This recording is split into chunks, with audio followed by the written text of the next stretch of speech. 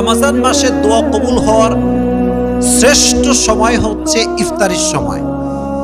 যখন আপনার সামনে আলুর চপ, বেগুনি, পেঁয়াজি, মুড়ি, ছোলা, বুট সব রাখা আছে, কিন্তু মানুষ খাচ্ছে না, খিদায় শেষ, ক্ষুধার যন্ত্রণা একদম প্রবল হয়ে গিয়েছে, তবুও খাচ্ছে না। কেন? আল্লাহর জন্য খাচ্ছে না।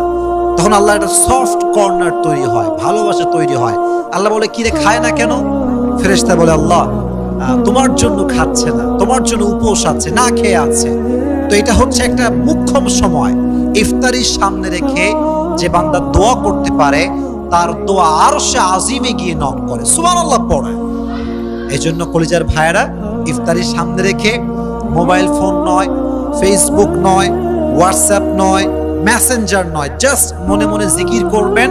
আর জাস্ট ইফতারের কিছুক্ষণ পূর্বে দুটো হাত তুলে রবের কাছে দোয়া করবেন।